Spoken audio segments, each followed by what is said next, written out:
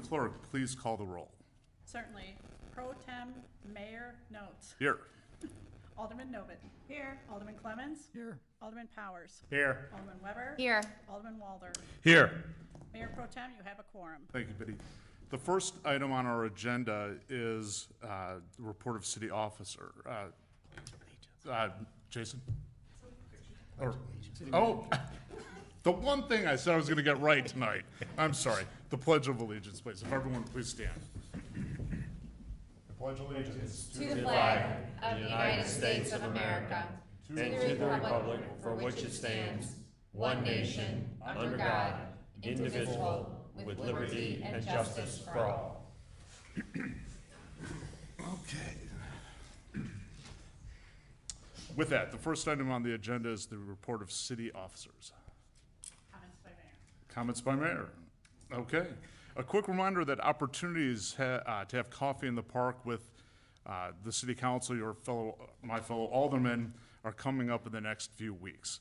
This is an informal opportunity to chat with us, grab a cup of coffee, enjoy the morning with us in the parks. Our first ward meetings are for Ward 1 and 2, and they're scheduled for September 14th. There's more information on the city website about that, and hope we can see you there. Before we get to the first item on the agenda, I would like to say a few words about John Burke.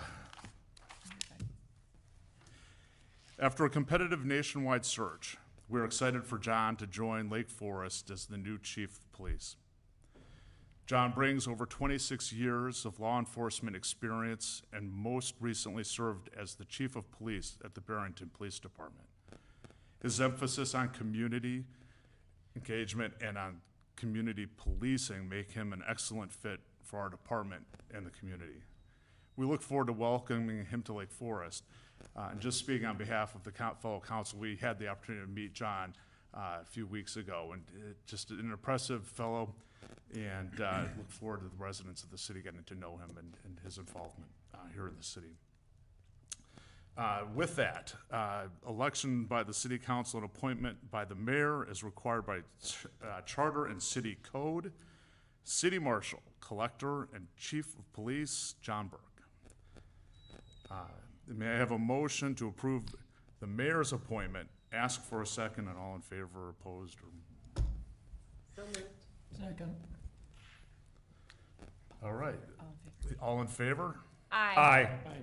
Any opposed? All right, with that, Chief Burke, welcome aboard. If you'd please come up to the front.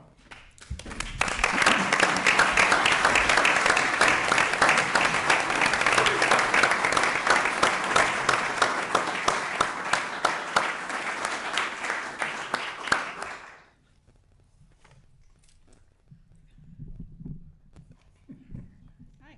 Hi. Raise your right hand and repeat after me. I state your name.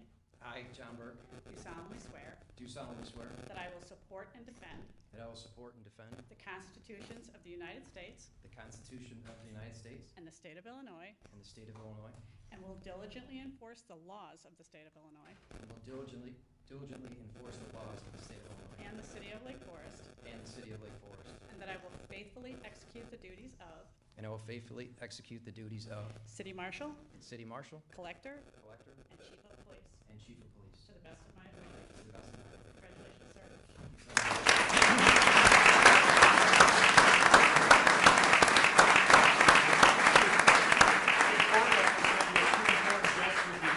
Eric and Daniel, Yes. can you invite them up for the penny?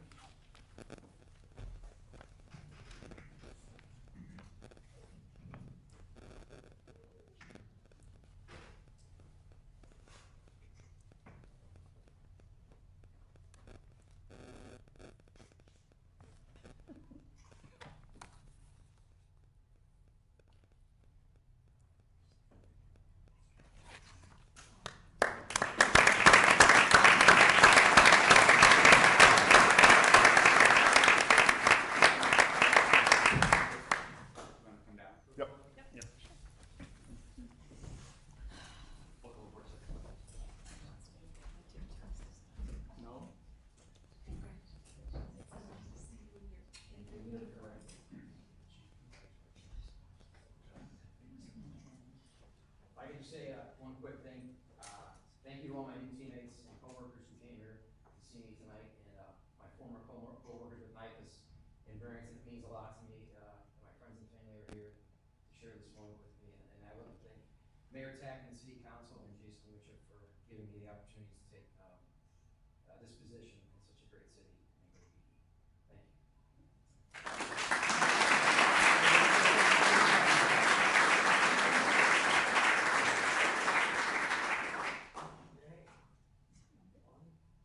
you. One more. Thank you.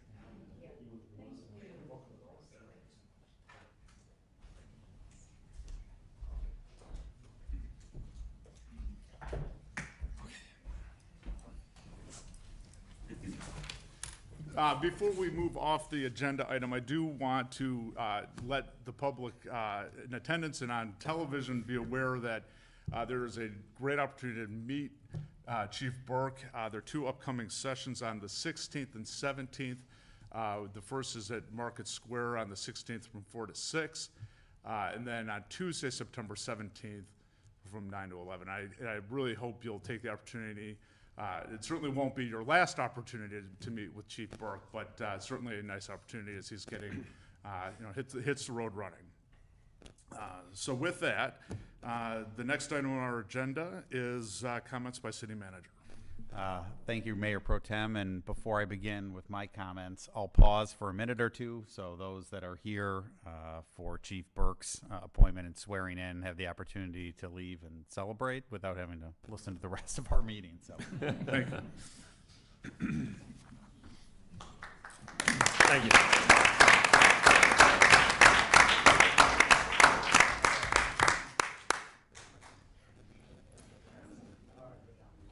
And just for everyone's record, Biddy was very good about preparing me to say that. That's not me. Thank you, Biddy.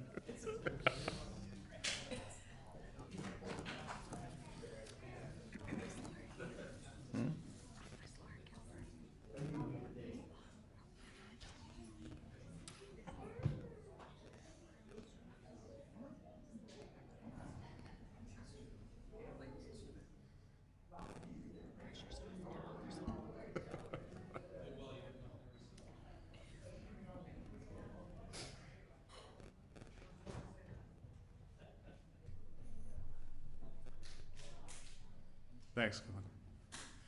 All right, Jason, with that. thank you very much, Mayor, members of City Council. Good evening. Tonight we have two community spotlights from two of the closest and long-standing partners that we have here with the city, remarkable civic and community institutions.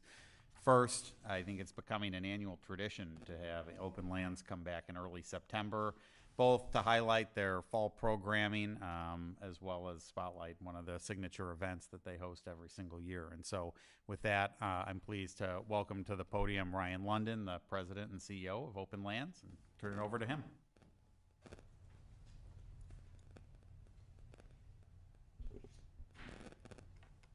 Thank you, Jason. Good evening, Honorable Mayor Pro Tem and the members of the City Council. As Jason mentioned, I'm Ryan London, President and CEO for Lake Forest Open Lands, and on behalf of our Board of Governors, our talented staff, and our dedicated volunteers, I'm really excited to have the opportunity to provide the community with an update on all things Lake Forest Open Lands. So for the last 57 years, it's been our privilege to be our community's independently funded conservation and education organization devoted to preserving and stewarding our incredible local natural landscapes and ensuring that all are welcome and fully able to experience nature. Our core work has been driven by our four core beliefs. We conserve and steward our local natural places because we believe they are fundamental in the equation of healthy people, healthy land, and clean water. And it's safe to say we need nature as much as nature needs us, which means it's not a tangential service. So we believe it's critically important to approach our work each day through the lens of creating an environment where all people of the community feel welcomed, respected, and encouraged to fully participate however they are able. But it's often too much to go at it alone, and so we embrace all forms of collaboration. Our education partnerships alone have allowed us to engage and inspire over 80,000 students during the history of our programming. And we deeply value the community's trust in our ethical and fiscally responsible approach to our work.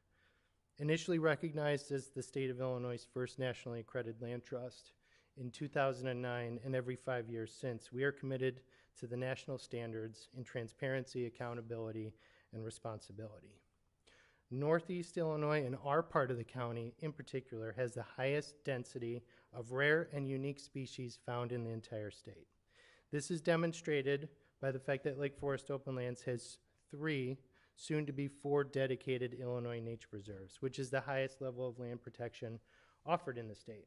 We are truly blessed to have this natural fabric to work within as a market, but it's the proven think outside mindset of our community that's been the enterprise which has and will continue to allow us to make the necessary progress. This year marks the 40th anniversary of the decision by our all-volunteer-led board to hire the organization's first staff member. And we've since grown to 15 staff members, 11 of which are entirely devoted to programming. All of us share in the alignment and ignited passion to work for a community organization that rallies behind a cause that's bigger than ourselves. So please come by the office anytime, corner of Deer Path and Waukegan, and visit with us. It would be a treat for us to show you around. Just last month, our summer internship program celebrated its 27th class of participants. Now having trained over 175 current and future conservation leaders, this is a program that's near and dear to my heart, and one of the best opportunities nationally for college students to apply their studies within a community steeped in conservation values. This summer, our interns, over 9 weeks, stewarded our 900 acres of preserves. They conducted ravine and shoreline erosion monitoring.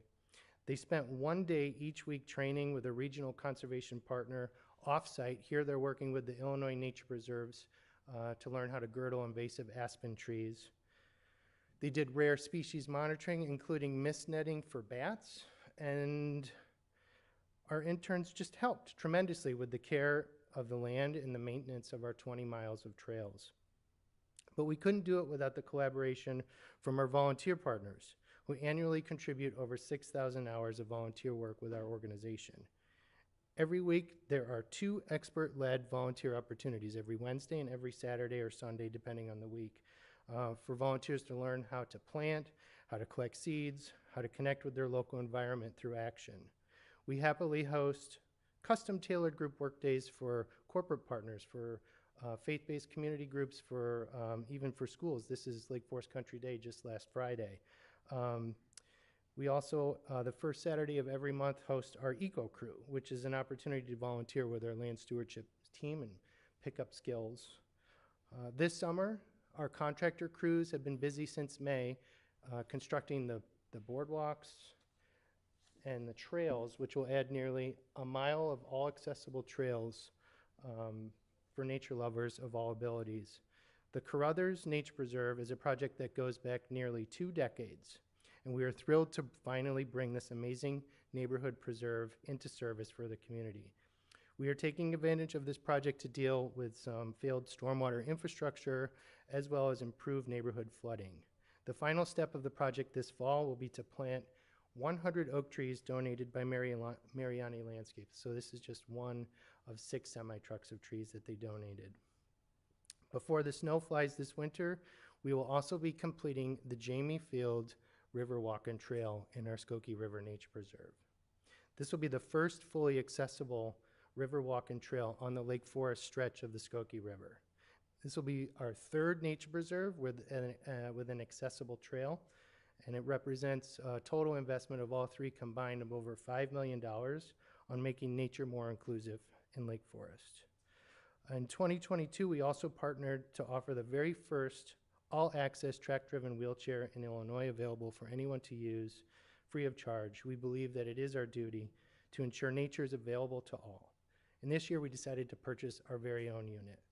It's completely silent, it's reservable through our website, like the previous one, and it's user-friendly, that can be self-driven, or it can be driven by a caretaker remotely from behind.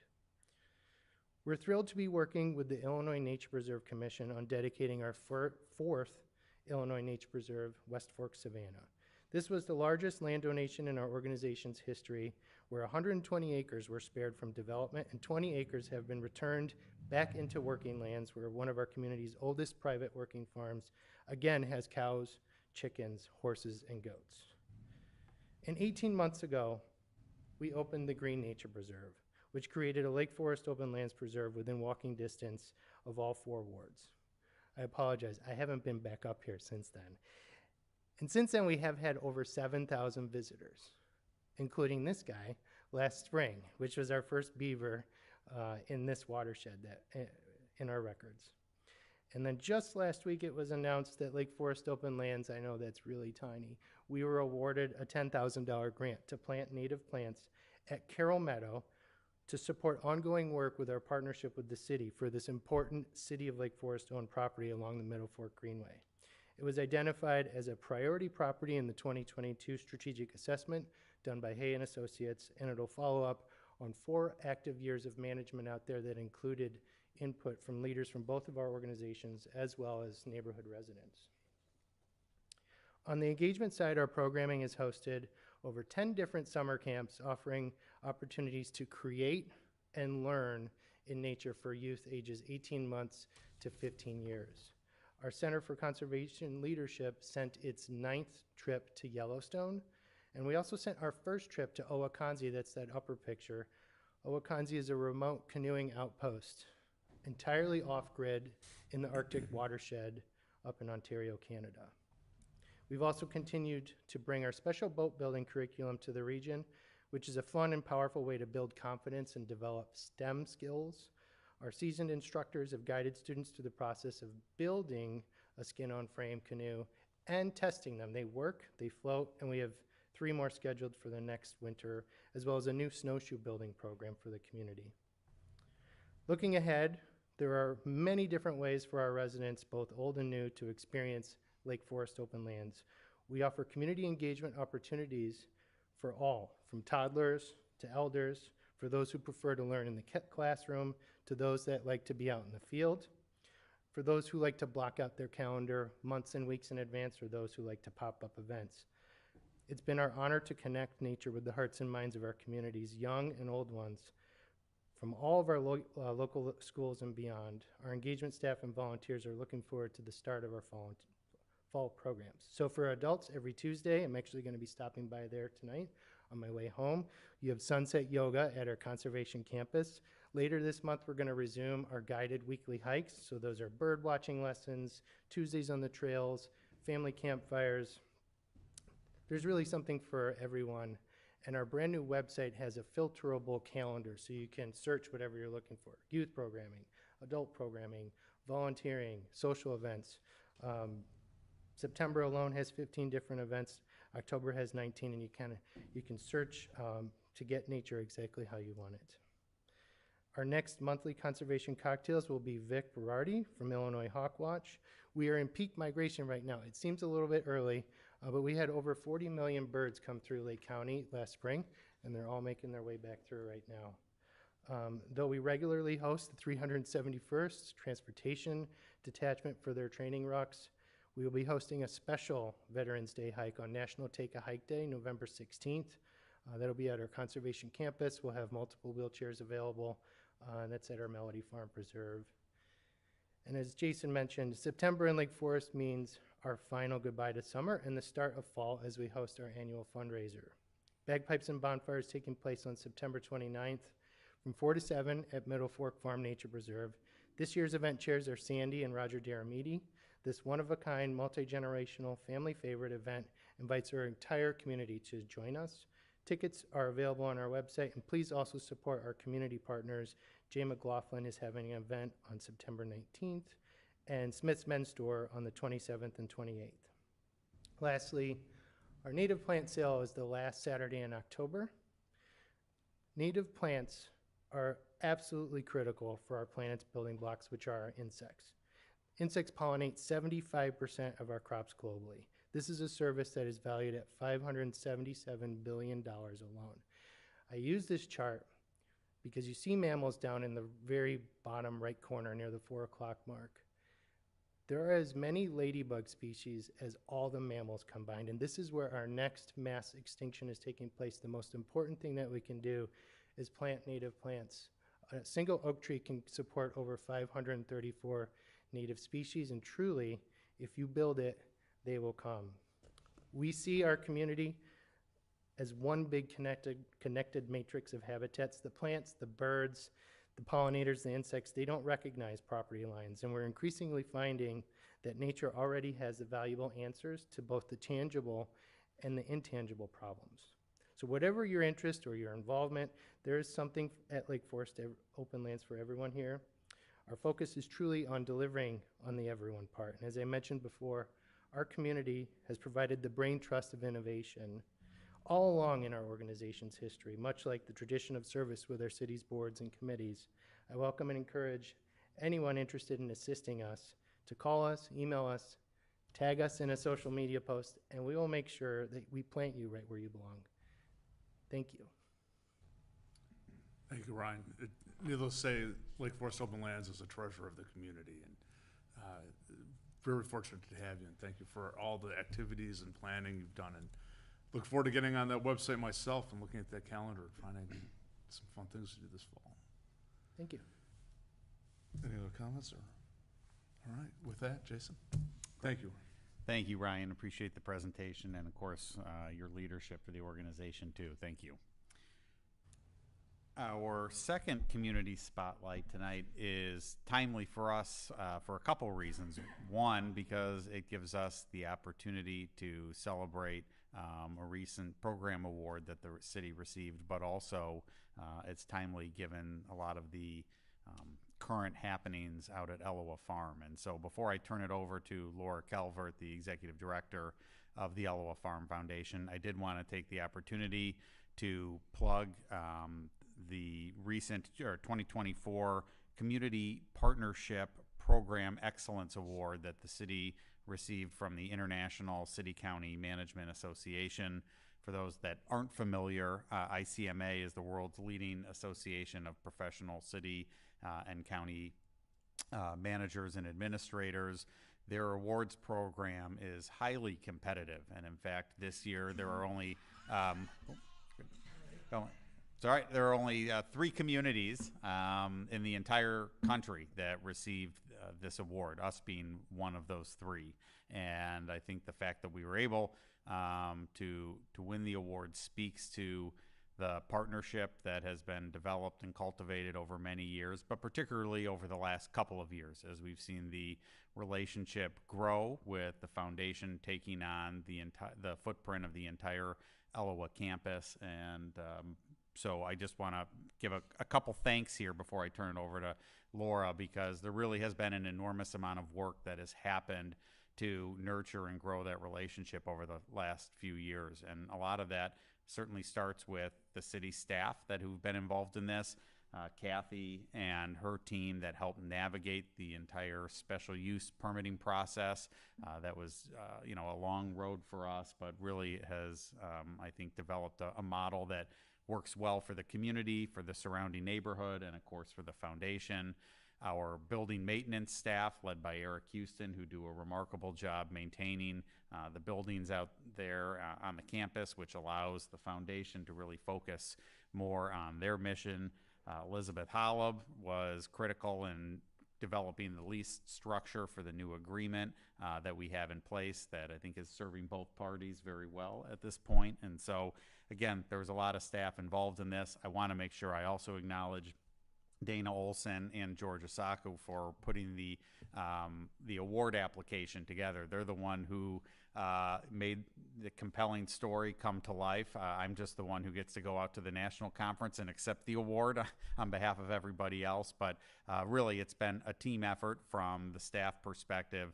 And then last and not least, of course, I want to thank Laura Calvert, the director for the Ellowa Farm Foundation. It really has been an incredible partnership over the last 3 years or so, and a lot of that is a testament to her leadership, her willingness to collaborate and communicate, not only in developing a strong working relationship with the city, but again, with a lot of the other players and entities who exist out there, whether it be the local HOA, open lands, the Lake County Forest Preserve. There are a lot of entities out there, and she's really done a remarkable job. So it's been a pleasure to work with her, and as she's now going to share that this is an exciting time for the campus and for the Elliwa Farm Foundation as well. And so I'm going to invite her up to tell her story and to let the council and the community know what they can expect in the weeks and months ahead. Thank you, Jason. Thank you. Good evening, members of City Council. Thank you for having me here tonight. I just want to send a congratulations to Jason and your team.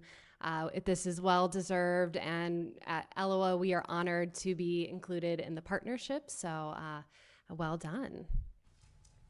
Okay, so I think the last time I was here was about a year ago in October when we were standing before you asking for approval for full use of the Elliwa Farm campus and just the new uses that we would have going on at the property. So a lot has happened in that year. We have been busy with design, construction projects, campus expansion. So I just wanted to take a few minutes tonight to let you know where we are with our progress. So for the first time in our organizational history, we now have full use of the campus with the departure of Wildlife Discovery Center.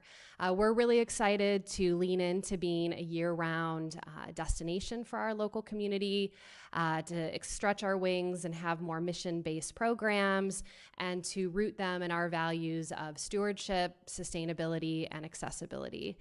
So we've come a long way, and we look forward to impacting so many more with our growth.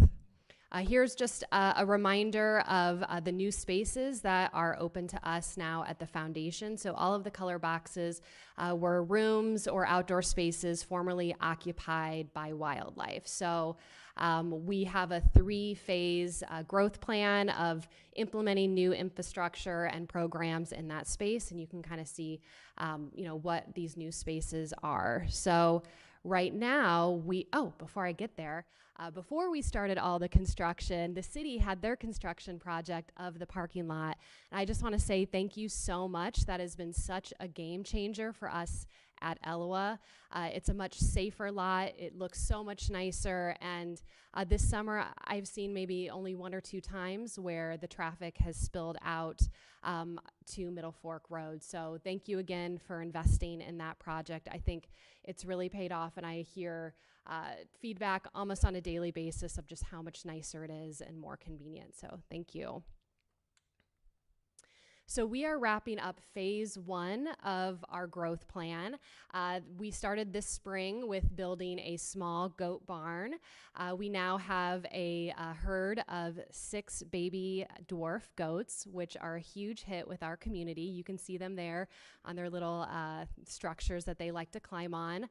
Behind that, we have our chicken coop and our duck run. So we have 10 laying hens and 10 ducks. We collect the eggs for our kitchen, and we really wanted to keep animals at Elliwa. We knew it was a huge draw with Wildlife Discovery Center, and we wanted to honor them as well as our past. So we have some small, pretty nuisance-free animals, which have just been so well received and popular by the community. So we've developed some really fun farm animal programs like goat yoga, which is a huge hit, believe it or not. All of our summer campers get to come in and meet the goats and the ducks and chickens. We have, reserved cuddle time on the weekends, as well as just these animals being open to view on a daily basis all throughout the year. So it's been nice to have those animals go, live in the spot where folks are used to seeing animals on the Elliwa campus. Also part of phase 1 is the development of our cafe and production kitchen. This is a design rendering from Mark Nauer. We've partnered with his design and architecture firm for the design of the cafe and the kitchen. We expect construction to be complete next week.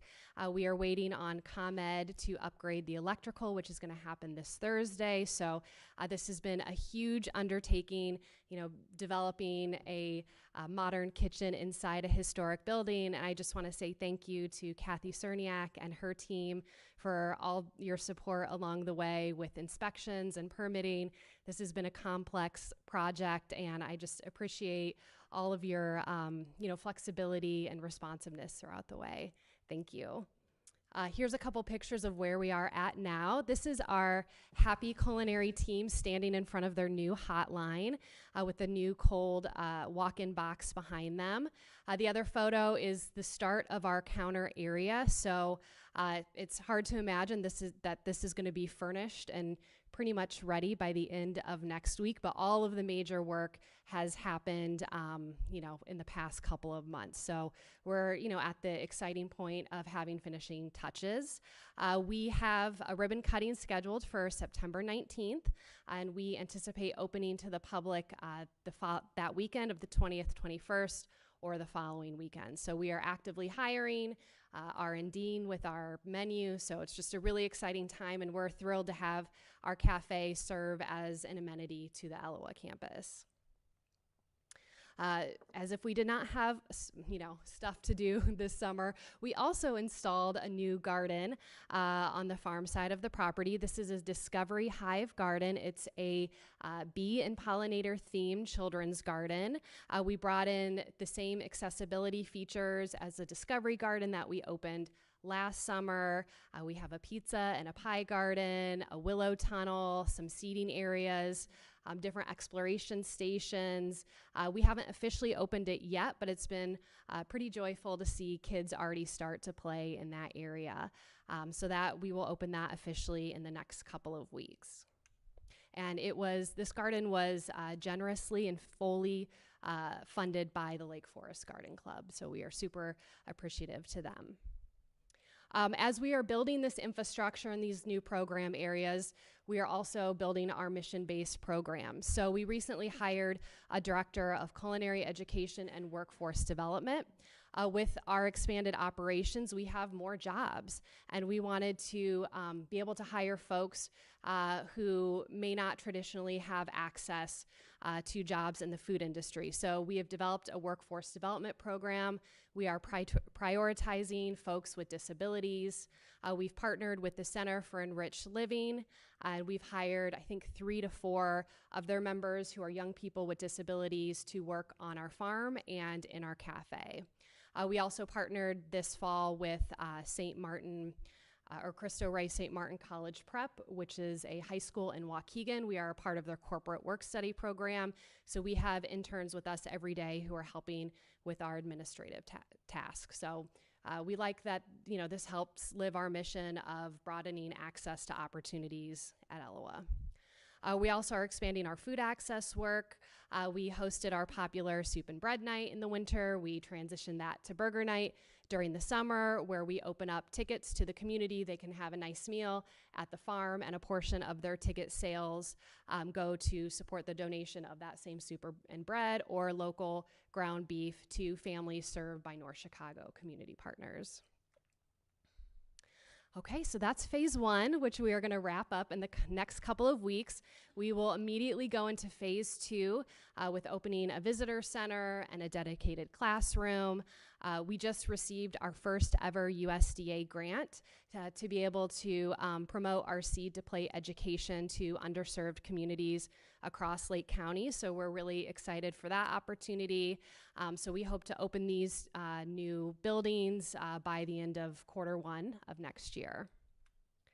And then finally, with phase 3, we will repair and enhance our existing kitchen to go back to being a true learning kitchen where we can host more culinary classes for youth and adults, as well as provide some incubator space for food businesses who are looking for commercial kitchen space, as well as install a hoop house so we can have a little bit more crop production and season extension space on the farm.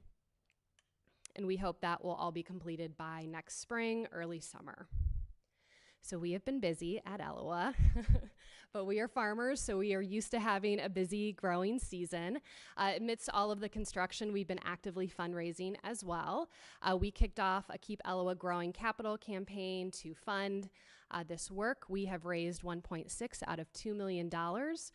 We also have the opportunity through the city to draw on a loan to help finance the project. We haven't drawn on the loan yet, but we shall see. And then we are hosting our annual fundraiser in a couple weeks on Saturday, September 14th. We still have some tickets left. We are hosting a Michelin star chef from the city, so it's always a really good time at the farm. So thank you all. It's been amazing to see all of this change happen so quickly. We could not have done it without your support and planning. It's been amazing to see, us co-create this vision together and it be so well received by the community. So thank you all very much for the opportunity. Thank you, Lauren. As a resident, it's just, whether it's open lands or the opportunities that you bring to us residents is just really gratifying. And seeing your Elwood not only grow, thrive, but evolve, especially in more recent years as you adapt to new things. Thank you for everything you do for us. Yeah, very welcome. Okay. Oh, yeah. Thank you. Alderman Wilbur. Laura, I just also wanted to thank you for your leadership. It's really been wonderful to see the growth out there, and I know my son participated in one of the camps this summer, and he learned so much, and it was really great to have those experiences. So thank you for bringing so much to Lake Forest. Thank you. Anybody else? All right. Thank you. all. Jason, back to you. Thank you, Laura. That concludes my report for this evening. Thank you. Thank you, Jason. Next item on our agenda is opportunity for citizens to address City Council. Is anyone in attendance who has anything you'd like to bring to our attention? All right, seeing nobody. Next item on the agenda then is report from our Public Works Committee Director, Mike Thomas.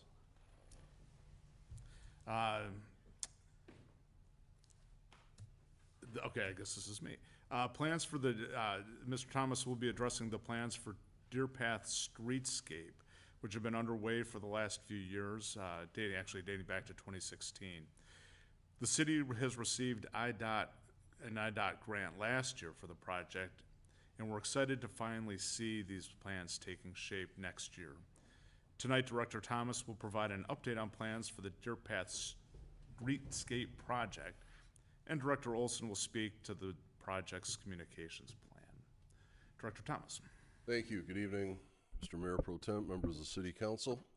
This evening, as the Mayor has noted, we're going to provide an update to yourselves and the residents watching at home on the Deer Path Streetscape project. It's been long in the works since 2016. It's going to be a very big project. It's going to have a lot of impact on the city, but in the end, it's going to really beautify, upgrade Deer Path for these 2 or 3 blocks, make things a lot safer, especially for pedestrians. So we're excited to review that with you. Number one. Number two, we are not there yet. We don't have all the questions answered. We're going to be bidding this, or I should say the state's going to be bidding this project over the winter. We're still working through some of our logistics, so we'll be interested to hear your thoughts as well. This evening we'll go through a background of the project, the scope, schedule. We'll discuss the current budget that we're going to need to update, the detour options, and then Dana's going to step in and talk about the communications plan and how we're going to handle it from there. The project location, to begin with, we have the water main project. If you remember last month, we finished the water main across Green Bay Road. We're now going to take it all the way to Western Ave. That's going to happen in the winter months, February and March, 100% funded by the city.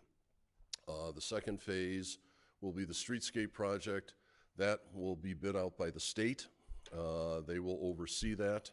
That right now is scheduled to begin once the water main contractor is moved out. They will move in April 1st to about October 10th. So project background, there's been, as I noted, a good amount of project background since 2016. Civic Beautification Committee began in 2016 to discuss this.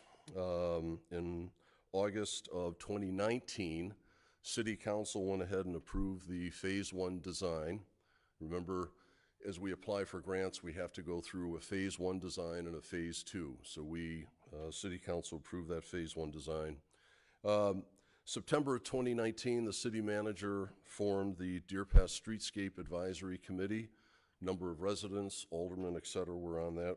The advisory committee finished their plans. It took them about a year or so, presented them to the various boards and commissions to include city council. We went ahead and submitted an application for an ITEP grant through IDOT in October of 2020. As we noted before, it's a big process to put together a grant application. We went through that. We were notified in June of 21 that we did not receive that. However, we followed up with ITEP and IDOT and basically said, how can we make our application better? What do we need to do? And they gave us some pointers, which primarily was to get Phase 2 design completed. So we went ahead, funded that, went into Phase 2, and then resubmitted in October of 2022, and then in August of 2023. For that round, we heard that we were successful and the city received just over $2 million in grant for the project. As I noted, the Deer Path Streetscape Advisory Committee Chairman Prue Byler, Alderman Byler chaired the committee. Alderman Rummel was on it as well. This is one of many sessions that we had here at City Hall, and we walked the route multiple times. I'll let you read through the list, but the three primary and really the three drivers of this project, we want to increase the beautification. Right now, as you'll see, it's nothing but concrete and asphalt. So we want to make it much nicer. We've got old infrastructure. As we noted, we got water mains that are 100 years old. The electrical infrastructure is very old. And then finally, improve pedestrian safety. As you can imagine, with all the vehicles, and we've all experienced it with kids running across the street, we're going to add some features on Deer Path to slow traffic down, but really to increase that pedestrian safety so vehicles can see people very early on before they cross. Again, existing conditions, as I had noted, nothing but concrete and asphalt. But then we turn to a rendering that we received about a week ago that gives us a little more specifics on exactly what we're looking at. On the west side, on the left side, is Oakwood Avenue. In Oakwood, we're going to, as well as Western, improve the crosswalks. So we're going to put concrete pavers as the perimeter. That's also a traffic calming device. You know when you're coming into something rather than just striped lines when you have brick pavers. We'll improve the sight lines with these pedestrian bump outs that we refer to them. There will be new sidewalks throughout this corridor, new concrete sidewalks. The masonry wall, so we've got the masonry wall right out here outside of City Hall. We're going to copy and do something very similar across the street in front of the orthodontist and the dermatologist. You'll see that grade change across the street. That's primarily a ComEd vault, ComEd line. Could we move it? We could. It would cost us an arm and a leg. So we're going to deal with it. We're going to put an architectural feature there with this wall to make it look much more aesthetically pleasing. As I noted, the various bump outs that we'll be doing, the landscape bump outs, we'll be irrigating those as well. Chuck and his team in Parks and Forestry are working on the different species that will be planted, but they've played an integral part of it. The street lighting, we're going to improve street lighting along that corridor as well, but we're going to try and we're going to keep our traditional street lights that we have. So we're not going to, for example, we're not going to put the ones that you see on Waukegan Road, the big, tall, big poles. We're still going to keep that same character light pole that we've always used. I noted the irrigation system as well throughout all these planting beds, and then once everything is done, we will go ahead and resurface Deer Path. That is what Deer Path looks like now, and this is what we envision Deer Path to look like. So again, with those bump outs on the corners, and we will be eliminating a few spaces, but again, the whole purpose is to slow that traffic down and to give those pedestrians, kids after school, et cetera, more sight lines so everybody sees one another. Project schedule, as I had noted, we have got plans, phase 2 plans are due to IDOT at the end of this month. One of the reasons we're coming to you, we're going to talk about phasing. And with the IDOT plans, this is sort of our last chance if we want to put anything in the specification that IDOT will either approve or deny. This is our last chance to make those notes before they go through their whole process, put the project out to bid for a January bid opening. We've got different things that we've got right-of-way certification that is common with all IDOT projects. We've got to confirm that we actually have those, which we do. As I noted, we are going to be bidding out the water main project ourselves, so we're going to be receiving those plans soon. And then we will, like any other one of our projects, we'll put that project out to bid. City water funds will pay for that entirely. We will oversee it. We will manage it. The IDOT bid construction, their bid opening is January 17th. As I noted, the water main will begin in February. Streetscape begins in April. And right now, our estimate is to have construction done October 10th. So the next chart reviews our current budget numbers. And the reason we say current is that since 2016, every year we go through and we relook at these numbers at this time. Our capital plan is due to Jason and Elizabeth here mid-October. So this is yet another opportunity for us to go through all of our numbers, and if there are numbers that need to be increased, either on the water main or the streetscape, this is the time where we do it. The grant is a fixed amount, period. So it's $2,065,000. Anything above that, the city's dime out of the city's capital fund. Again, same goes for the water main. We're paying for that 100%. So the estimate on both the water main and the streetscape project is approximately 4.7. And as I noted, we will be reviewing those numbers over the next 30 days and making any adjustments in our budget requests that you will see in November. So we want to assure the community that we have done this before. Myself and a few others remember Western Ave Streetscape back in 2008, 2007, when we went ahead and redid Western Ave from Laurel all the way up to Westminster. That actually impacted many, many more stores and businesses than this will. They had constant access to the businesses. There's wood structures, wood ramps to the businesses. But it was challenging, but we in the community we got through it. And then obviously Market Square 2000, if you remember that. We had a good amount of infrastructure that we needed to put in within Market Square, as well as all the brick pavers. So again, that really impacted the stores in that area. Recently, obviously, the Deer Path 41 pump station, and then the Burr Oak storm sewer improvements. So the big projects compared to just doing a water main on one block, we've been through this before, and with Dana's help and help from all the departments, quite frankly, because this is really going to be a citywide effort. We're all talking about it. We're all going to continue to talk about it bi-weekly from now until the project begins. So one of the big issues becomes detours.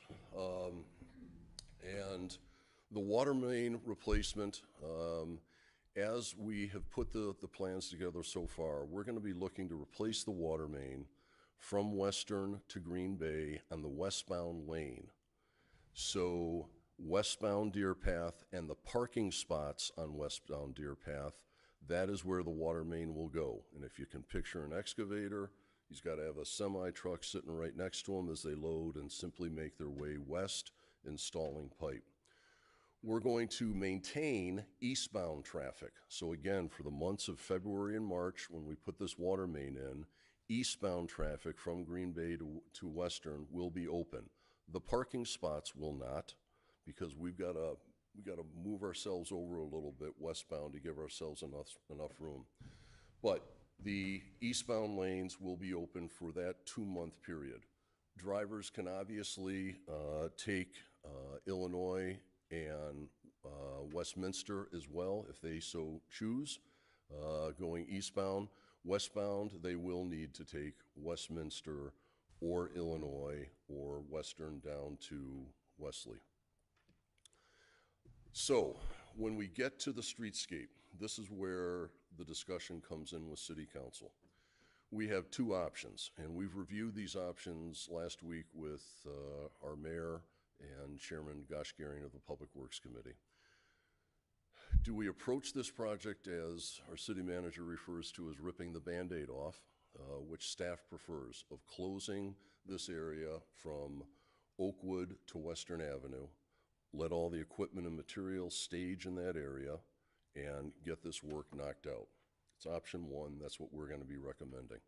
Option two, as you're going to see, is if we do it in two phases. We take Oakwood to Bank, or actually we flip it. We go Western to Bank, first phase, and then second phase would be Bank to Oakwood. So right now with the detours, as we had noted, local traffic will head down Illinois and Westminster. So if we go by, and we're talking about phasing this now, this detour is if we were to phase. The first phase would include the red area on Deer Path. That's the area where we would be working. We would also, and you can see we've blocked off part of Bank Lane. Why? It's the only way you can access Bank Lane currently. So that area would be impacted as well. Forest, heading northbound on Forest and heading north and southbound on Oakwood, would still remain open. But that area east of Bank Lane would be completely closed. So that would be phase one or stage one. When we flip and get stage one done, if that's the preference, we'll then do the western half of the project, and we'll go from Bank Lane to Oakwood. We will use part of Forest as well. That's why you see that part marked off. Excuse me. And again, all the traffic is going to be routing around Illinois and Westminster. On both of these, as well as the full closure, we are going to send the trucks down to Wesley. Here's why. Illinois has got the height restriction on the railroad bridge. Majority of the trucks cannot get under that, number one. Number two, if we were to send the trucks down Westminster to cross over Westminster, we think eastbound they're going to be idling a good amount, number one. Number two, to get them back uptown, they'd have to take Wesley to Sheridan and come on back up Westminster, which we think is probably not a good idea for all the residents living on Westminster. So truck traffic is going to be a challenge. The way we're going to address that is we're going to try and keep Western and Deer Path, that intersection, open for north-south traffic. That is the goal. The engineers have said that it will take approximately an additional week. We had this pegged at October 3rd completion. We're now looking at October 10th because we're going to try and keep Western open north and southbound, and we'll just have to adjust from the west side to the east side. When we get the crosswalk completed on the west side of the intersection, we'll switch it to the east, and then traffic will go northbound and southbound. This is all part of the planning process, and this is when we realized all the Jewel and Fresh Market and Lantern and Walgreens deliveries, they're not coming in small little trucks, they're coming in semis. And those semis have got to go down Wesley, they got to go down Western. We don't think we can put them on Westminster. So that is what we're going to be recommending. So then the full streetscape closure, again, is this entire area from the west side of Oakwood to, we'll call it the western side of Western, and then again we'll flip it. But again, the trucks would make their way down Wesley to Western Ave. So the options, and again, this is, as I had noted previously, this is the discussion point of should we proceed with a full closure, or should we do it in two phases? Working with our design engineer, the design engineer said You can put it in these 2 phases, but it's gonna take you about a month and a half more, and you'll pay about another 5 to 10% increase in cost. The reason that is we've got all the contractors, concrete, mason, irrigation, electrical, all the different subs, that if we pull them in for phase 1, they leave, and then they turn around when their turn comes up in phase 2. It's what we refer to as a remobilization cost. They turn around and say, well, we're gonna charge you a remob cost because we gotta bring our trucks back in and our guys back in and our material back in. So it is less expensive, A, and B, much more efficient for us to close that down and really work hard with the contractor to get the work done. The important point on all of this is that we're going to maintain the business, the entry to the businesses. Dana's gonna show you a couple things that we've done in the past and other towns have done. But businesses are gonna be open. We are going to be talking with and working with the businesses on different things we can do to encourage people to still patronize and go to these places. So that really comes down to, that really is the discussion topic. So from there, I'm gonna let Dana take it and talk about communication outreach that she and her team have planned for this project. Thank you. Good evening, Honorable Mayor Pro Tem and members of City Council. As Director Thomas was saying, there's a lot within this project that we can't control. We need to close down the street in order to get that beautiful streetscape. But what we can control is how we talk to people about it and how we can minimize impacts for the impacted stakeholders. And so, as Mike Thomas was saying, pedestrian and business access will be maintained throughout the whole project, and that actually adds to the project duration. In the pictures here, you can see that there's the wooden ramps that are providing access to the businesses, and you'll see there's a lot of activity happening under those ramps. So were we to close everything down and just do the project, it would be a shorter duration. We would never do that because we need to maintain access to the businesses and also have pedestrian access through the corridor. And so that will maintain throughout the project. We'll also have frequent communications with the impacted stakeholders, with the businesses, and with the community, with customers, to provide updates on the status of the work, how things are going. And also, one thing that will help with that is having a dedicated on-site project engineer who will be there if there are issues that arise. They'll be on-site and able to resolve those quickly and ensure that the project moves along smoothly. So for our general communications and outreach, we would have dedicated project updates, similar to some of the other projects that Mike mentioned with the Burr Oak Storm Sewer Project and the Deer Path 41 project. We had a dedicated web page. We would have that again with the option for people to sign up for regular text and email alerts as the project moves forward. And we would share notifications across our digital and print platforms.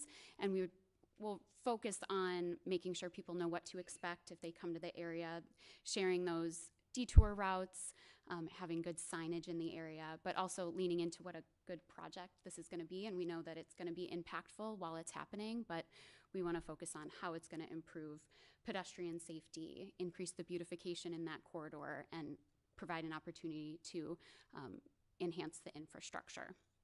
And so on the slide here, there's a couple examples of of signs directing people to through a construction area, and we would have something similar, making sure that people know where to go, and also making it clear where parking is available, since there will be some parking that is removed while the project is happening, and so we want to make sure people know where to park to frequent the businesses in that area. And it's early in the process. We're 5 months from when the water main project will start.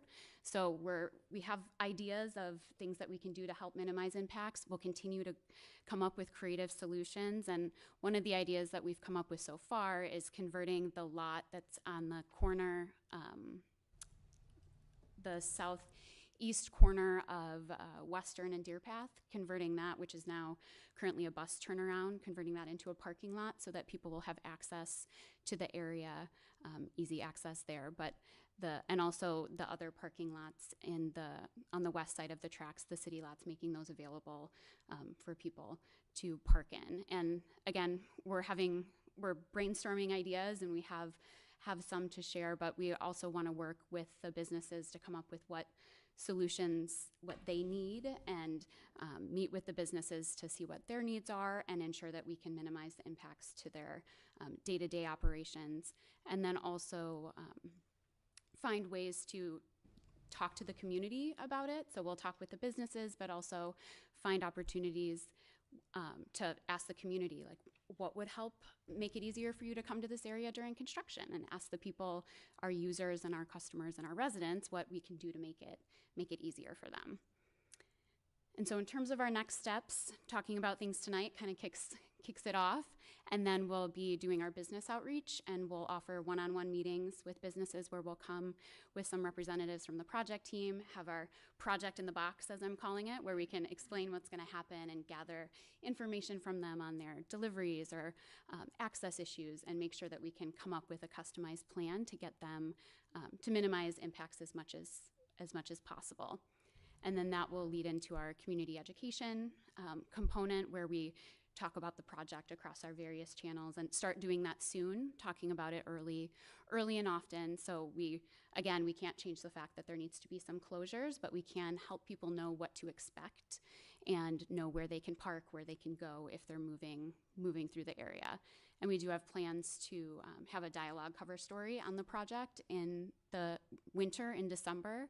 And we know from our community survey data that the dialogue is one of the top ways that our residents get information about what's happening in the city. So we want to make sure we include it on that channel and across our other channels. Pass it back to Mayor Weiser. The final slide. The key takeaways. First and foremost, we wanted again to restate that this has been a community outreach since 2016. We've had a lot of input as to what people would like to see on Deer Path. We've had a lot of different people evaluate it, different boards and commissions internally, boards that Kathy works with. So there's been a lot of thought that has gone into that. The road closures are going to be impactful, and we're working hard to try and work with these detours as best we can to think how we can efficiently move traffic as best we can. And then obviously we're going to work as best we can to minimize impact to the residents. That's our number one goal, obviously. So with that, we're happy to take any questions you may have. Thank you, Director Thomas, Director Olson. All right, first hand I saw, let's go. Mike, can you go back to that slide where it shows the street closures in phase 1 and phase 2? I just want to understand what's happening on Western Avenue in all of this. On all of these, Western Ave north southbound is going to remain open. So there will be traffic. It's going to be tight, but we're going to have two-way traffic on Western Ave, whether we do this in 2 stages. Right. Or whether we do it in one big, close the whole thing down.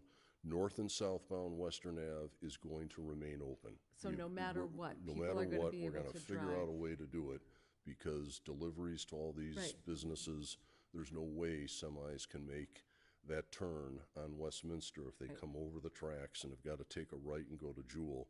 That intersection isn't big enough to handle So- those semis. So where this red line goes to Western Avenue, that's to the end of Deer Path? Not into Western, or does it tip in a little? It goes into Western Ave, because right now, as we start off, we will have the east side of that intersection be the north-south. But at some point, we're going to flip it. We're going to have that portion done, Right. and then we'll work on the western side of that intersection.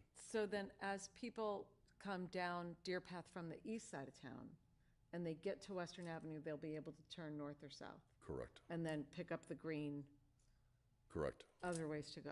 Okay. yes. And Bank Lane's going to become a two-way street again? When we flip no. to that side? No, Bank Lane from Illinois, we will take the one-way, we're going to readjust it back to people allowed to go northbound, northbound on So- Bank Lane. So so- they'll be able to get up to the Pasquesi Building, the bank, and to be able to turn around. Up to that, so they'll be able to pull into the Northern Trust parking lot or the Yes. Midwest Bank? Okay. Correct. Okay. Correct. So in terms of accessing those businesses, they'll be able to go from either direction? Yes, Okay. yes. Alderman Clance. When it's over, Was that it's it? gonna go back to one Yeah, lane? that's it. Thanks. Heading I south? believe so. Okay. I don't know if we know the answer to that yet. Kathy? you Pete, say wanna- your question again. I didn't catch it. When the project, well, it's one lane, it was temporarily set up as one lane going south. On a couple of your slides, it's going north-south. During So the construction. question is it gonna go back to one lane heading south when all the projects are done? And I can jump in to say we don't definitively know the answer to that. Subsequent to this presentation, Kathy Zerniak is giving a presentation on the Bank Lane streetscape enhancements, the planning and design process, which is currently underway. I'll ask her to address that question when she's up in a few minutes. Is that it, Alderman Clemens? All right, Alderman Walter. Thank you. Director Thomas, when they do the water main work between Green Bay Road and Oakwood, you're gonna open up the street and then you're gonna repave that, patch it. Will we repave the entire width of that street between Green Bay and Oakwood to make it a nice, smooth, uniform blacktop all the way then, once the streetscape's completed from Green Yes. Bay to So train tracks? the resurfacing, in the end, September timeframe, we will resurface Deer Path from Green Bay to Western. Yes, I will say during the months of February and March into April, when Baker is not open and they are not making asphalt, we use a product called Cold Patch, and it sinks a lot. We'll have the contractor coming back to put more material in. But as soon as we can get a better patch done when Baker is cooking, then we'll put a better patch in, and then yes, the whole thing will be resurfaced. All right, thank you. You're looking for input from the council specific to items that should be included in the specifications because you need that by the end of this month. So some things to consider is a very aggressive dust control program, Okay. as well as potentially a program, and washing the windows of the businesses to clean them and keep them clean throughout the project.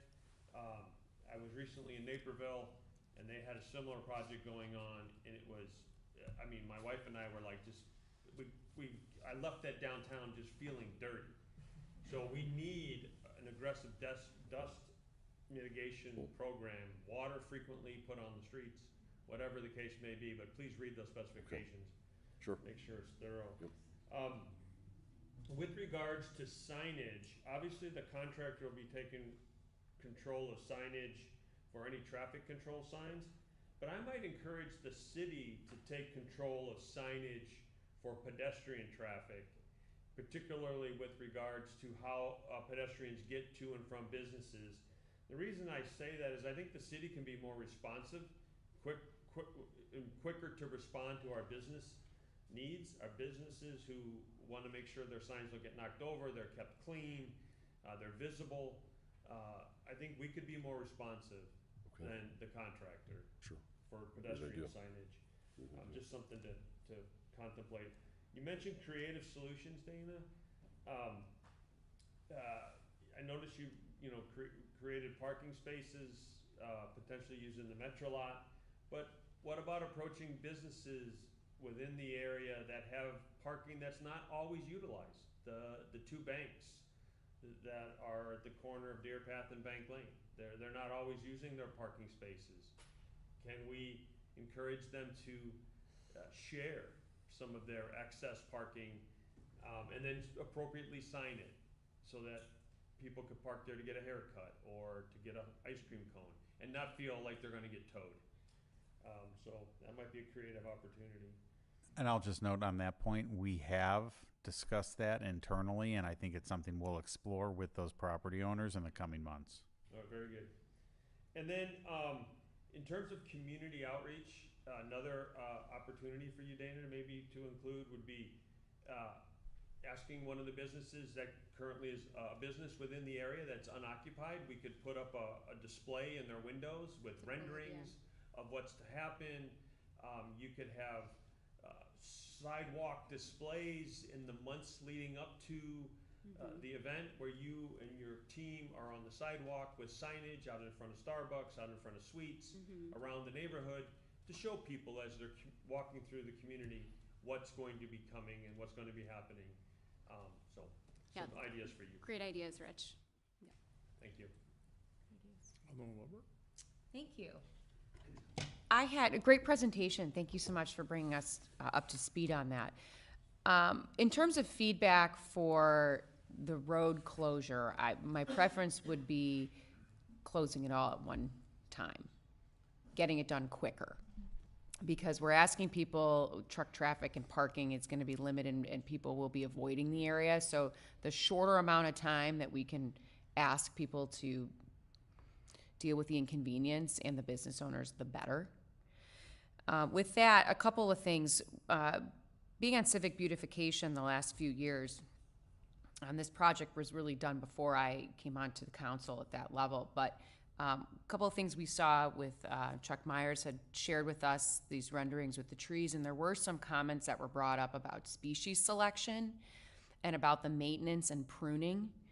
We have a very lean city staff in all of our departments. They're excellent workers. They are very responsive, but the fact remains when we have species that are going to need to be pruned to keep away from basically growing into the businesses, to the buildings, I think that really needs to be looked at. Another thought I had was in regards to the paver crosswalk maintenance. I frequently am walking in town, particularly at Western and Illinois, and those pavers are not even.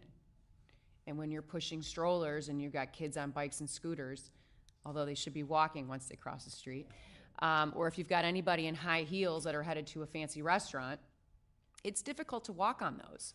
So I just want us to really be conscious about what the maintenance level is going to be required from our staff and our teams to keep it flush and even. Because as you mentioned, we have a lot of truck traffic that comes down through those roads, and over time, how things sink and crumble and move, even right outside of Walgreens right now. It's not even.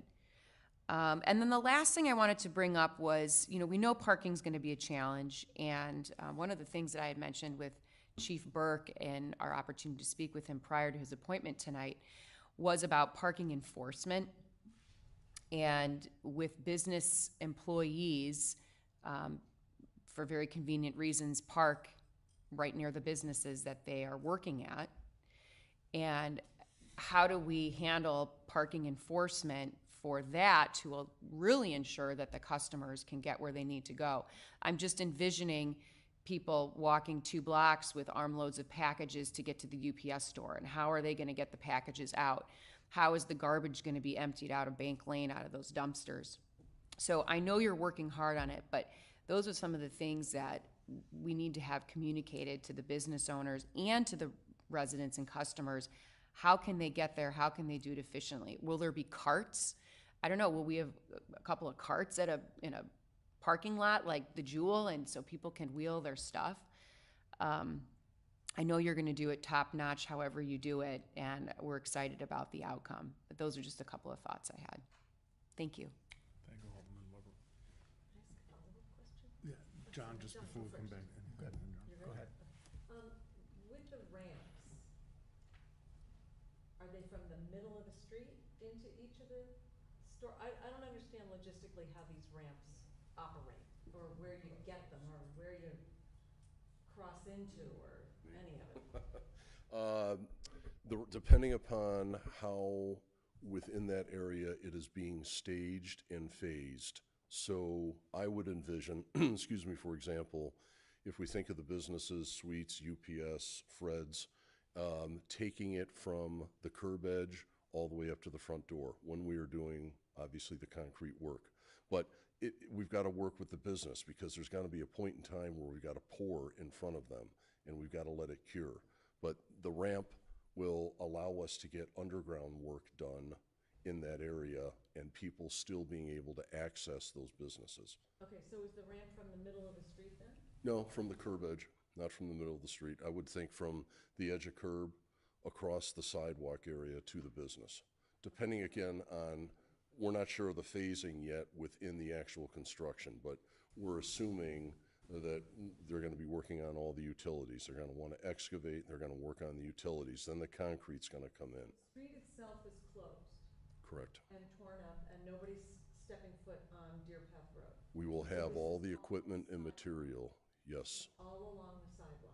All the equipment and material is going to be staged on Deer Path. Okay. The employees that are there, the construction workers, are going to be parking there on Deer Path. So I want to get from Walgreens to the UPS store. Mhm. I'm going to come out of Walgreens and I'm walking along a non-existent sidewalk? You'll be, we're only going to, and I didn't say this correctly, we're only going to tear it out when we're ready to put it back in. So in other words, we're not going to tear it out and let it sit for 4 months. But if we're on the concrete phase of getting utilities underneath there, or if there are none, simply pulling out the sidewalk and putting in, then yes, you're going to have to walk out in the street. Okay. None of us envision that they're going to come in, tear out the sidewalk, and there's going to be nothing there for 4 months. But again, project hasn't been bid. We usually have a very large pre-construction meeting with IDOT and the contractors, and we get into those details to say, how do we approach this? Okay, I just didn't get it from the picture. I didn't understand the logistics of how this was going to work. Right, Okay. right. All right. Yes, Pete? Well, if you look at the picture, it looks like it's going from the curb on one side of the street to the curb on the other side of the street. Is that what's happening? I'm not sure where we pulled I think those that's just an pictures. Yeah, I think example. it's just an example. What a It's walk would illustrative, look like. just Yeah. an example of what it could look like. It's not. We're really showing a wood ramp that's crossing an uneven area that provides access to the business. So, Well, what's the guy standing on, that's taking the picture, in the bottom picture? Is he on the sidewalk on the other side of the street? Keep in mind, that's just an illustration of, Yeah, and I think, the point I would emphasize again, that knowing that this project is still 6 months away, we acknowledge that there are still a lot of questions that we need to navigate. We don't have all the answers here tonight. This is all really great feedback for staff to consider as we're working with the successful contractor. All things that will get worked out in time. It's, again, a little unusual that we would be before the council on a construction project 6-7 months before the project's scheduled to begin. But because of that, some of these questions we just don't have the answers to tonight. But I will just emphasize, as Mike and Dana have said, that staff's motivation in this will be minimizing the adverse impact to the business community and maximizing accessibility for residents and patrons to the extent we can. Director Thomas, a couple questions. Toward the point of minimizing the impact, particularly on the businesses between Bank Lane and Western Avenue, the phased approach would increase our overall timeline from 6 months to 7.5. But if we looked at doing the Bank Lane to Western Avenue section in 1 month, or in one phase, are we now talking those businesses are only impacted for 3 to 3.5 months instead of 6 to 6.5 months? Would they be opened back up? Yes, we will not have the final asphalt in by any means, and I highly doubt we're going to have the parallel parking in. We're going to have to come in with the different layers of asphalt to build the road back up. We do that one time. We're not going to bring in. We want a solid seam from Western to Green Bay, but yes, that would be the idea if you were to phase it. But again, more cost, more time.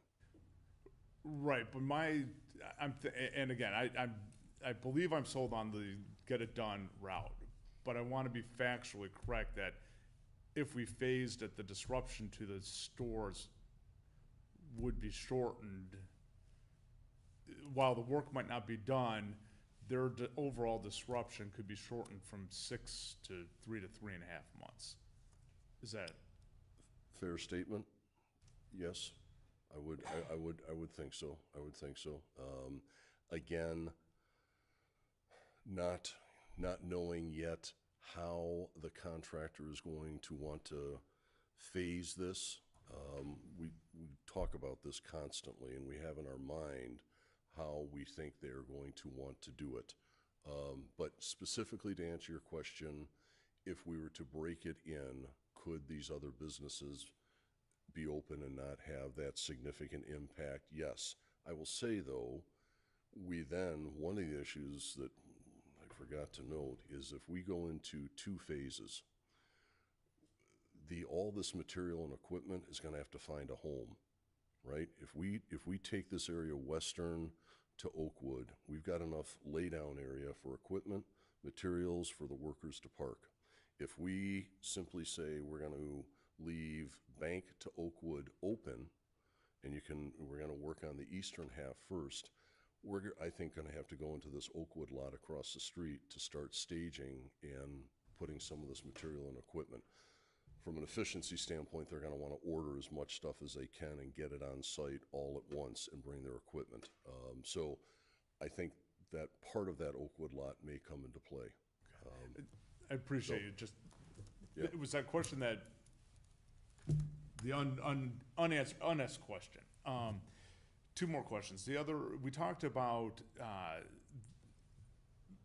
allowing pedestrians to get across Bank Lane, across Deer Path at Bank Lane. So it's not just accessing from a sidewalk to a storefront, but like if they were let's, for argument's sake, they were parking at the Northern Trust parking lot and wanted to go to Sweets. Are you envisioning that some sort of ramp structure would be created that would allow someone to access the north Deer Path side businesses from the south? Yes. Okay. Yes.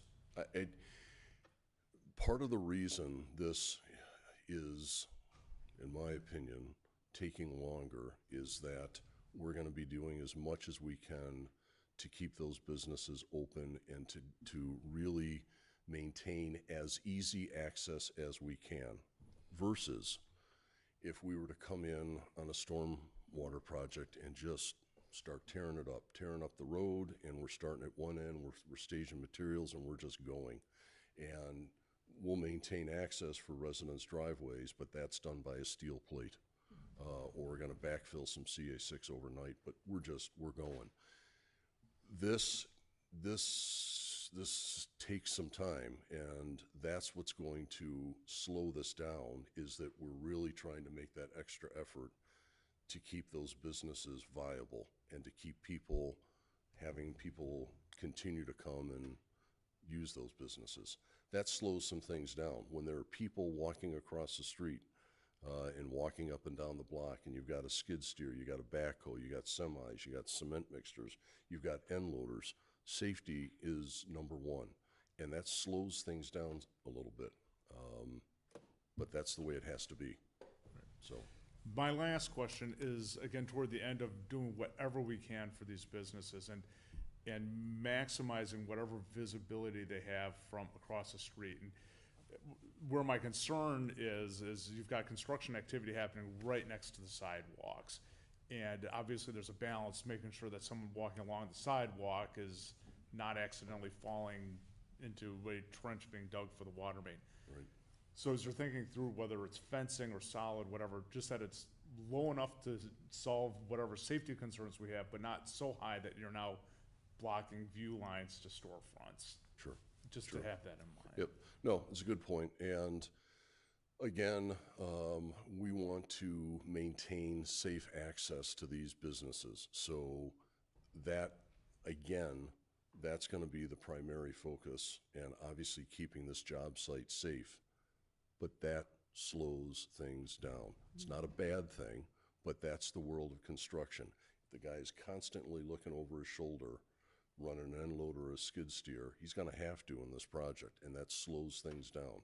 But the fact for the business is, yes, we're going to make sure that those businesses are completely accessible and that it is safe to get in and out. And the contractors are going to know full well that they need to stop and let people go in and out to these places.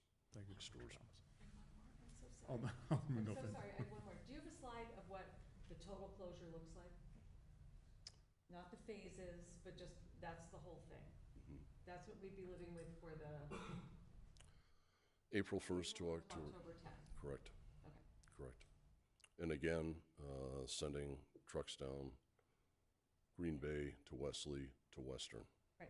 I just wanted to see the total impact in one piece.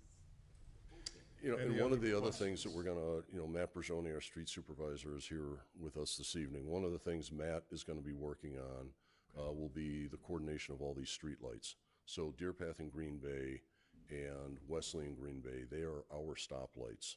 Illinois and Western, it's our stoplight. And we'll work with our contractor to adjust timing if need be, because we're gonna have to observe this. When St. Mary's gets out, when Country Day gets out, when the middle school gets out. And in addition to that, cars are heading eastbound on Deer Path. We've got to see how the traffic lights are working, and we're going to need to adjust those as well. So, Are you going to do anything for people making a left turn on Westminster onto South Green Bay Road? left on Westminster to go south, haven't gotten there yet. I mean, you're right. If we're sending vehicles, cars up to Westminster, not all of them are going to take a right on Westminster, and it'll be a bear getting out onto Green Bay. Right, right. Yes. Director Thomas, next steps for city council, or Jason, is this, you're looking for guidance from us this evening, or this is just a conversation? Ideally, if there is a consensus, it would be helpful to have that this evening. I know we need to provide feedback to IDOT by the end of the month. So if there's more information that were needed, we could come back on the 16th, but I'll leave that up to you. As Director Thomas said, we did meet with Mayor Tack and Public Works Chair Gash Garian last week. They were both in support of the full closure and getting the project done as quickly as possible for whatever that's worth. But again, we're here to answer questions and get your feedback, and it's ultimately up to your comfort level on providing direction tonight or not. Is that a show of hands? Just an, Yeah, it's not, no formal vote is required. I think just kind of perhaps, you know, individually sharing your opinion, I know several already have, is sufficient in this case. Well, I'll jump in real quick. I think the city has substantial experience in this space, and it's proven to be efficient and effective.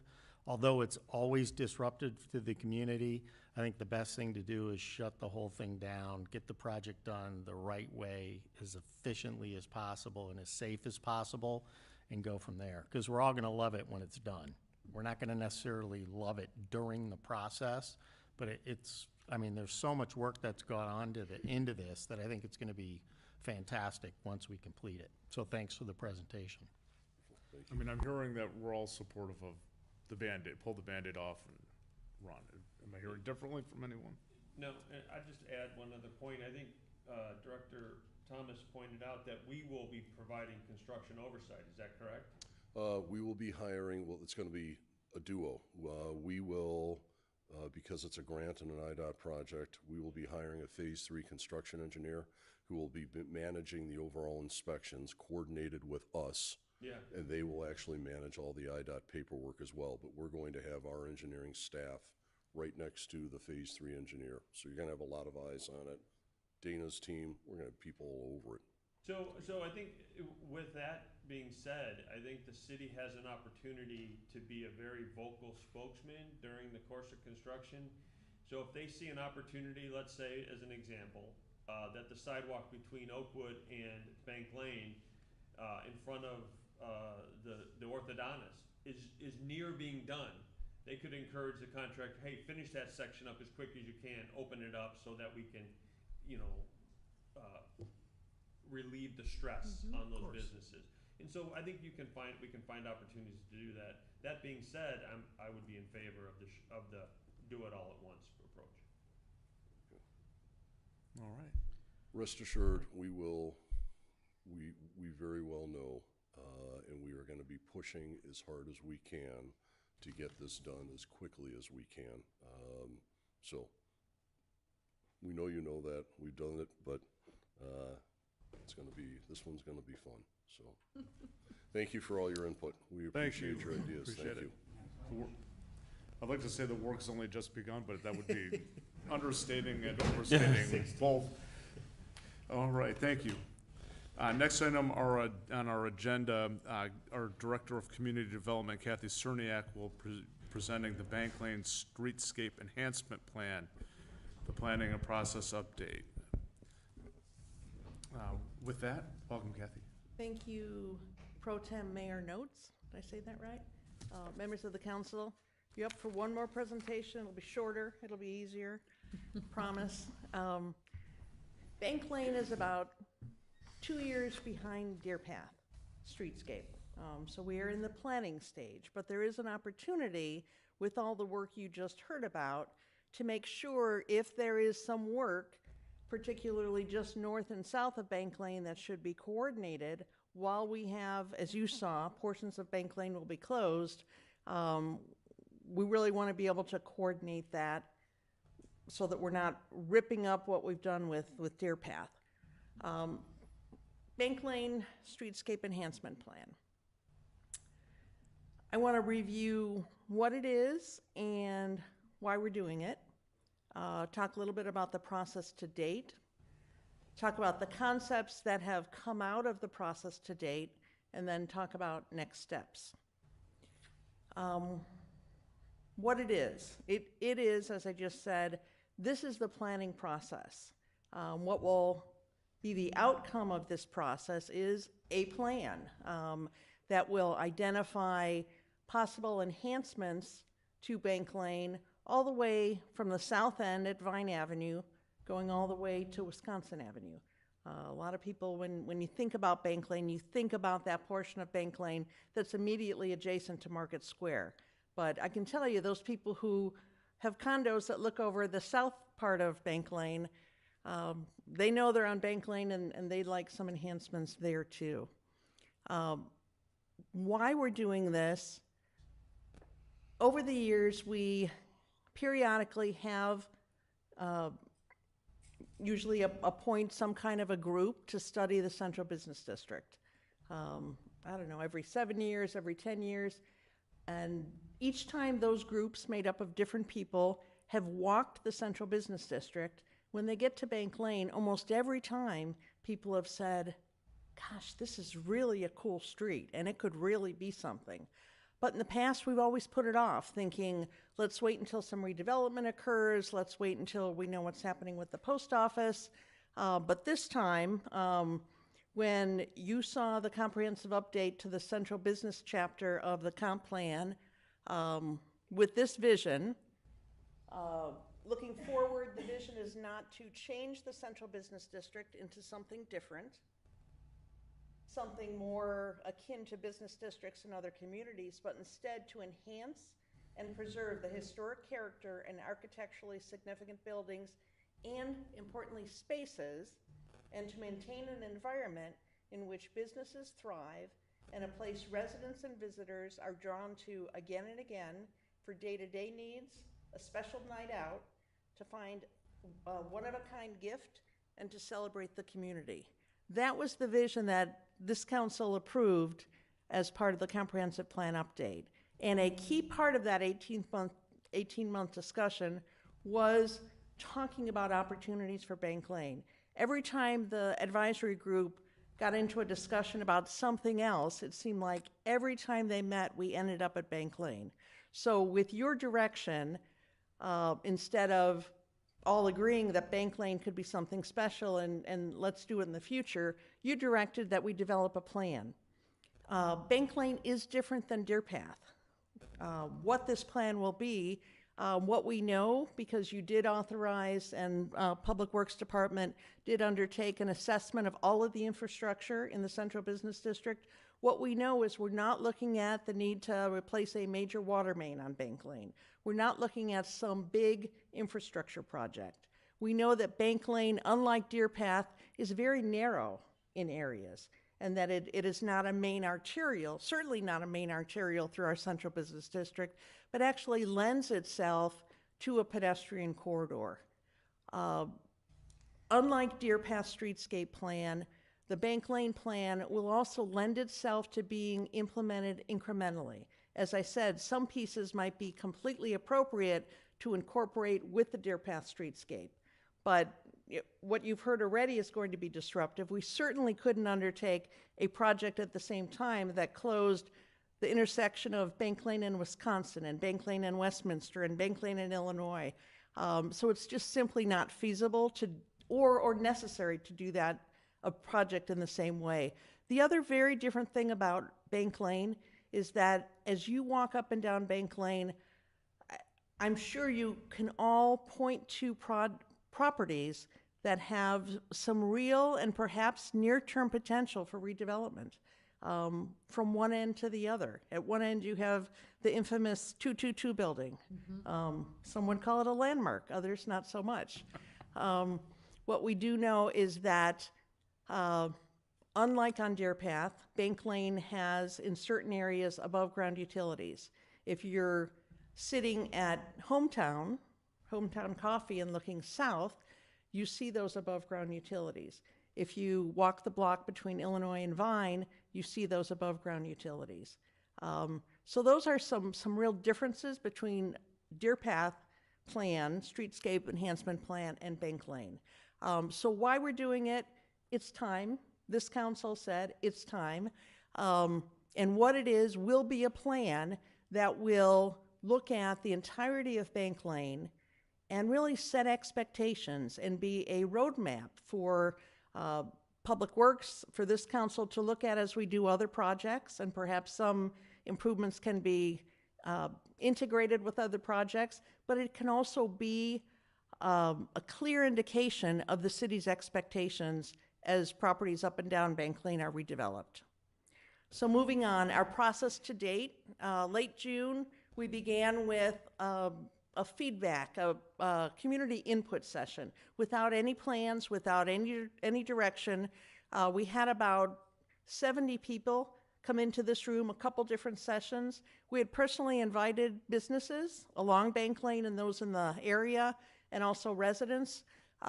We also engaged people at a Thursday night concert. We had a table there, so a concert in the square, and tried to get input from people as we stood along Bank Lane. More recently, we had a follow-up work session in here where the Lakota Group, our consultants, had taken that feedback from late June and put it on 10-foot-long images of Bank Lane with different ideas, and we got feedback on those concepts. We did provide an online survey, and we'll be putting another up shortly to get some additional input on the concepts as they're now developed. So I mentioned Bank Lane, the entire length, Wisconsin at the north end, Vine at the south end. One of the concepts that came out of the discussion was that, is there a way to unify Bank Lane?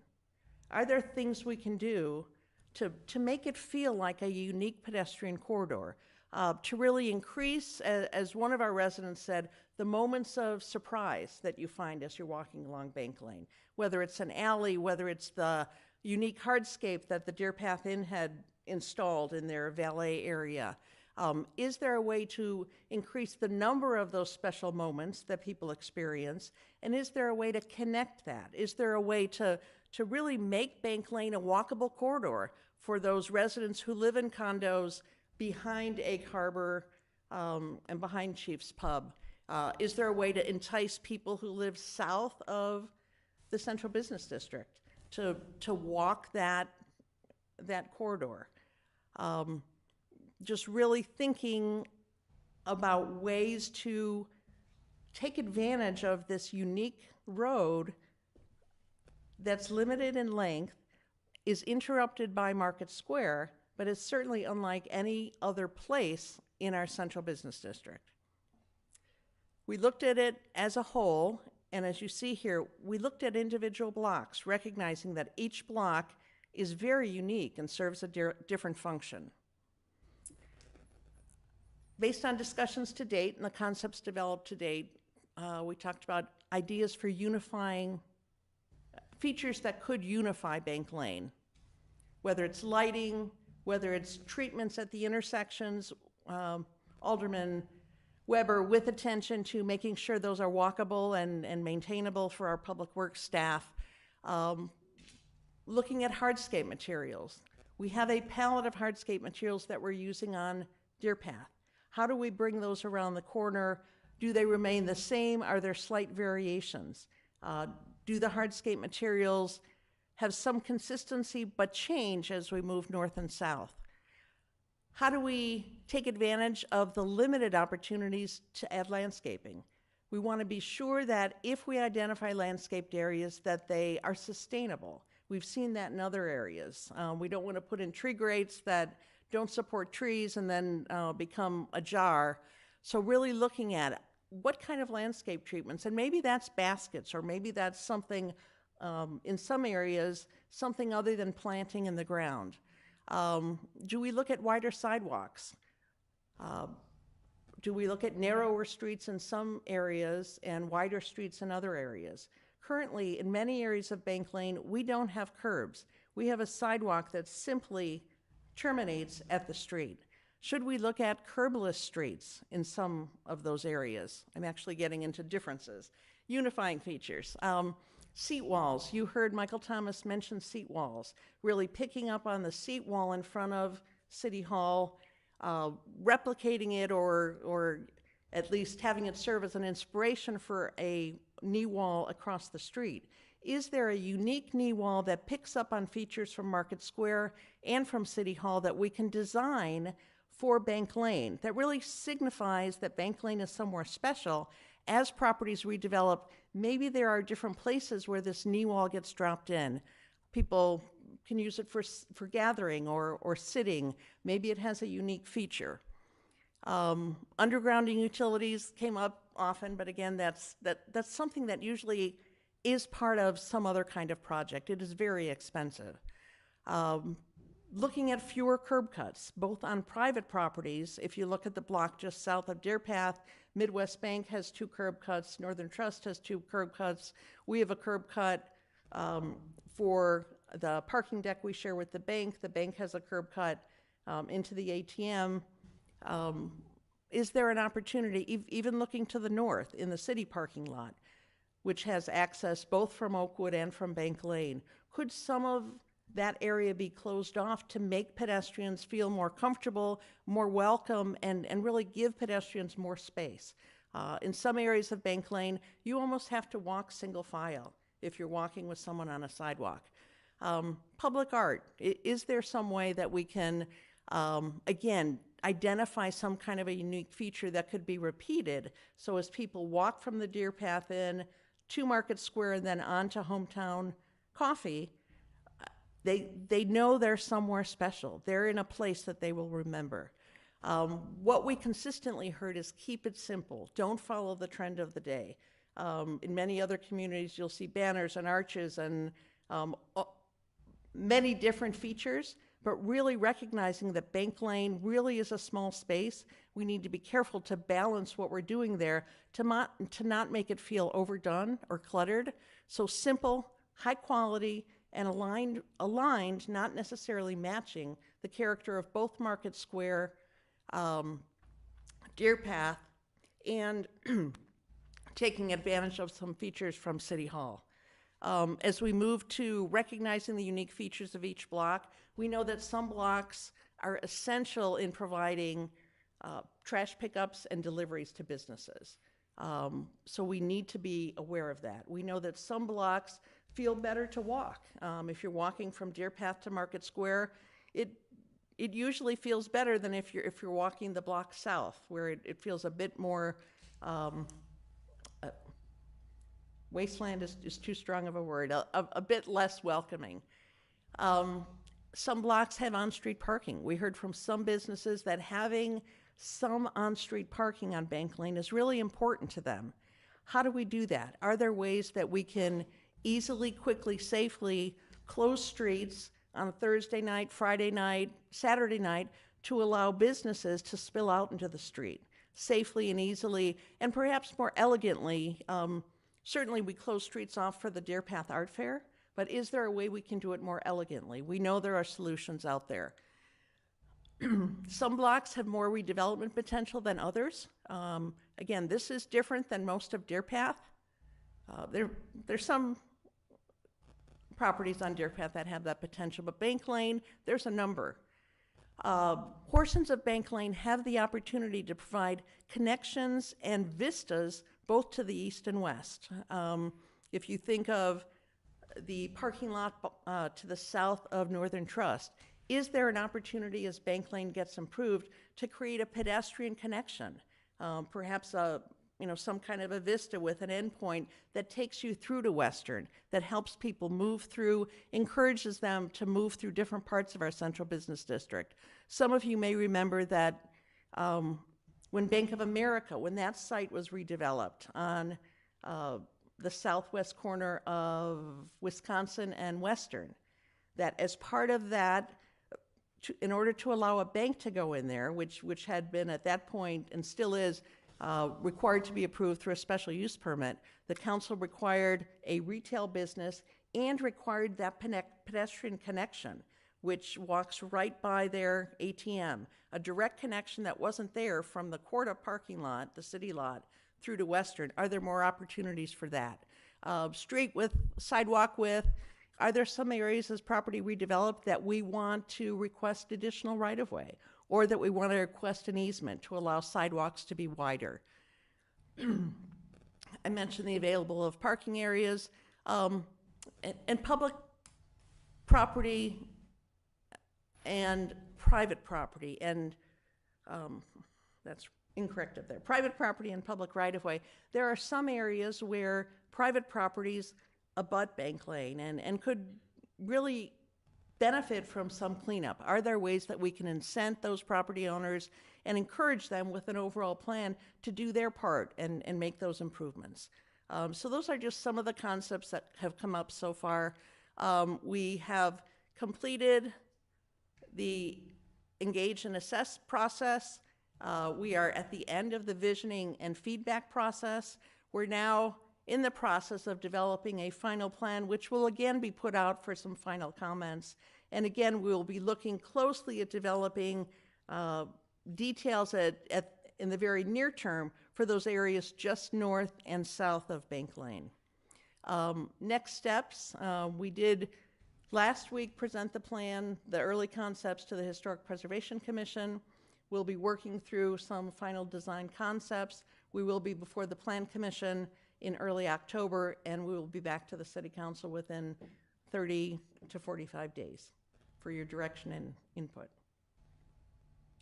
I would be happy to answer any questions. Kathy, does anyone have any questions for Kathy? Well, you did say you were gonna follow up on that one-way. I did. South, and I'll just point out that the two renderings that one that was in your presentation, the one that was in Mike's, appear to show a one-way street going south on Bank Lane off of Deer Path. And the answer to your question is we don't know yet. So it is, we've heard, there's been discussions about the direction of traffic all up and down Bank Lane. So it's been interesting. But I'm sure there will be options that'll be presented. Anybody else? Well, a lot of hard work, Kathy. Thank you. Thank you. All right, well, we're chugging our way through. Next item on our agenda is the items for omnibus vote consideration. I'm going to first read off all of the items. When I'm done, if there are any items you would like removed, let me know.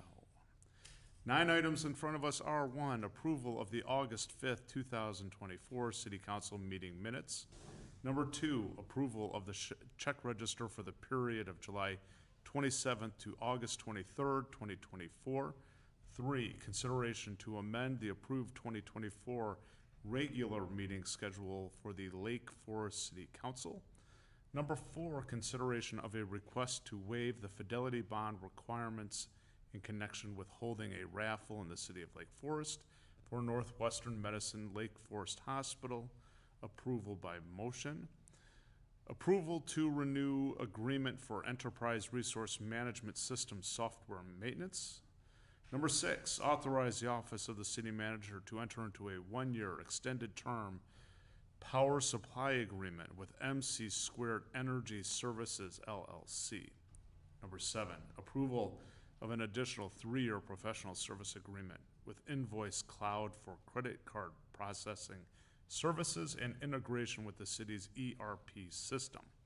8, approval of the recommendation from the Public Works Committee to award a contract to John Keno and Company for the Forest Park Beach Sand Restoration Project in the amount of $258,120 plus 4% contingency in the amount of $10,000 for a total of $268,120.